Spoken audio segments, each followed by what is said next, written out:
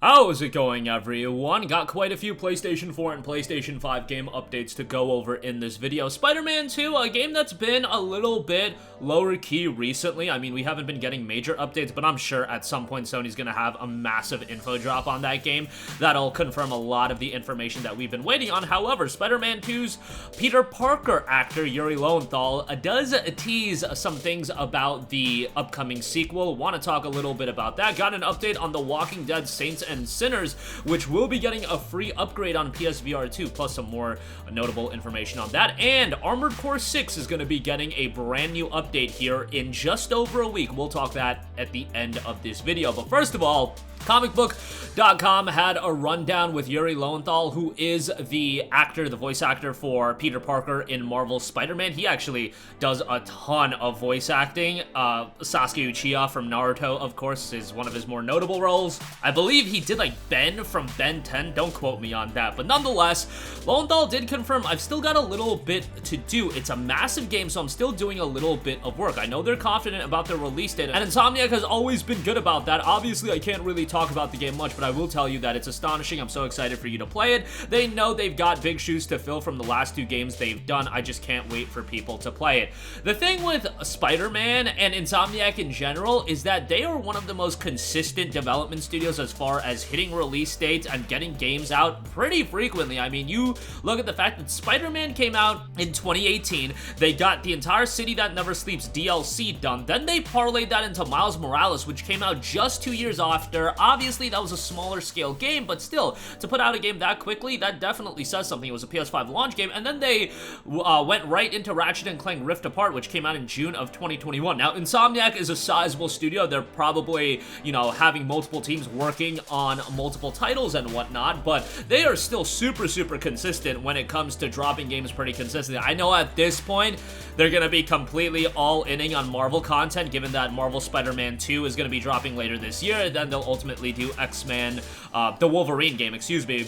And that's probably going to keep them busy for quite a while. So for me personally, you guys know I'm a big Ratchet & Clank guy, so it's a little bit of a bummer knowing that they're probably going to have Ratchet go MIA for a little while, but hopefully, you know, I don't know if people would be comfortable with another studio taking the helm of Ratchet, because I think there's a lot you can do. But I also do know that, let's be honest here, objectively speaking, what's going to do better from a commercial standpoint, Spider-Man and Wolverine or Ratchet & Clank? Like, I love Ratchet & Clank, but that Wolverine game is going to absolutely crush it from a commercial standpoint as well. And again, that's a game we still don't know anything about really outside of the CG trailer. So, yeah, that is a little bit of a bummer to me, and hopefully, you know, Ratchet is a franchise that's going to stay around for the long term. But I also get why, you know, whoever is the shot caller and the decision maker, they're all inning on the Marvel content. Spider-Man, Wolverine, it's just not what I would personally like to see Insomniac put all their eggs into, but who knows, maybe they'll do more Ratchet content in the future. But nonetheless, as far as Spider-Man 2, I really don't think anybody has to worry about it not hitting a late 2023 window. Sony's usually pretty good about having at least one major release for that fall time period, and Spider-Man 2 fits the bill as far as anything else is gonna go. You know, you had God of War in 2022. 2021, I think we actually did miss a major fall release because Horizon was in February, Gran Turismo was in March, and then Ratchet was in June, so kind of missed that window there. 2020, obviously, launch of PS5. I believe 2019 was Death Stranding, 2018 was Spider-Man 1, and so on and so forth. So again, I think everything's going to be good as far as Spider-Man 2 hitting its target release window. Alright, moving on from that, PSVR 2 dropping at the end of next month, and it will be seeing a free upgrade for The Walking Dead Saints and Sinners if you do already own the game, and if you did redeem the game through PlayStation Plus, you are still going to get a free upgrade. Sometimes with the PlayStation Plus freebies, you don't get a free upgrade for those titles. For a little while, Final Fantasy VII Remake is probably the most notable example, but then Square Enix ultimately did drop the free upgrade on that as well. So that's cool to see. I have a buddy that's like super into PlayStation VR, and like I was going through the launch lineup with him, and he was like, yo, this launch lineup is actually nuts, and like he was against spending the $650 initially, and yeah, he's like down bad enough that he needs the VR too, and I'll probably mess around with it at his crib. You know, 650 bucks for me You know, as somebody that covers gaming on the channel, like, I feel like I owe it to myself to get it so I can at least talk about it, but that's just such a hefty price to pay. And I know for a lot of people, like, most people that I talk to, they're just like, yo, like, it looks like a nice piece of hardware, but they're just priced out of actually getting one. And it's not like this is the most expensive VR headset in the world. Like, VR headsets can be a pretty penny. You saw how expensive Valve Index is and everything like that. So it's not like it's an absolutely crazy price. I just think when you look at it, and it's what, $150 more than what people dropped on the PlayStation 5 itself, and then you're talking about, you know, picking up the games as well. That's just gonna be a massive price to pay. But I enjoyed my time with PSVR. It's just VR in general, like, I can really appreciate the hardware, and there's a lot of quality games. And definitely credit to Sony, because I was for sure thinking back when VR initially came out that Sony was gonna drop games for a minute and then they would bow out of it after the commercial numbers weren't a slam dunk home run. But they stayed committed and they continue to invest in the VR space, and VR1 had a lot of quality games. Like, when you talk about Firewall Zero Hour, all of the other games that, like, got VR patches, Wipeout,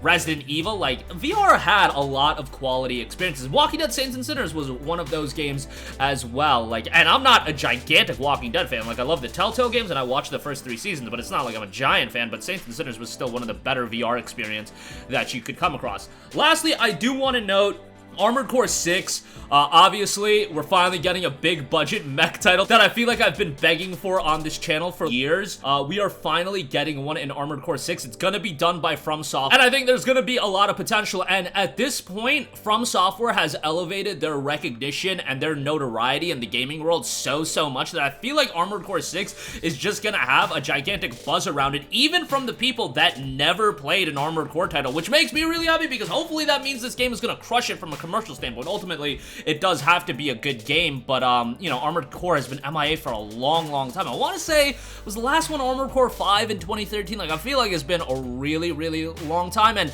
we don't get a lot of high-quality AAA action-oriented mecha games. I get it, you'll get like your SD Gundam Battle Alliances and you'll get Relayer Gundam Battle Operation, but I'm saying a narrative-driven, single-player, big-budget mecha game, and I feel like Armored Core 6 is finally gonna give us that, and I feel like a lot of you guys have been wanting that as well. Like, who doesn't want to see gigantic robots beating the crap out of each other in a big-budget AAA video game? Like, I just feel like that's something that's so easy to sell from a promotional standpoint, but for some reason, mecha games haven't really popped off like that. I know Zone of the Enders was, like, kind of big, and I even feel like the Dynasty Warriors Gundam games didn't do that terribly from, like, a sales standpoint, but something like this, I think, is gonna do really well, and hopefully that is the case. But we're gonna be getting an hour-long presentation come the Taipei Game Show on February the 3rd, so that'll be coming up before you know it, so a lot of gameplay to take in with that event. That's gonna do it for me. Again, Spider-Man 2, still touting a late 2023 release window from Yuri Lowenthal. I think, you know, you can rest assured that the game is gonna be coming at the end of this year. I get it, I talk about being pessimistic when it comes to game release windows and whatnot. You see what's going on with some of these games these days, but Insomniac has always been pretty good about it, and I feel like Sony's always been pretty good about having one major release in the fall, and I think Spider-Man 2 makes sense that that will ultimately be the game. Walking Dead Saints and Sinners will be a free upgrade on PlayStation VR 2, and Armored Core 6 is going to be getting an hour-long presentation set for the Taipei Game Show on February the 3rd. That'll do it for me. Let me know all your thoughts in the comments section down below. Sound off there. Thank you for watching, and goodbye. Hey guys, we hope you enjoyed the video, and if you did, make sure to hit the subscribe button, and if you're already subscribed, do us a favor and hit the bell icon. This way you'll be notified whenever we post a new video. That's the best way to keep up with all of our uploads, and we usually try to upload 2 videos a day. And with the bell icon hit, you'll be notified whenever we do upload a video. As always, thanks for watching.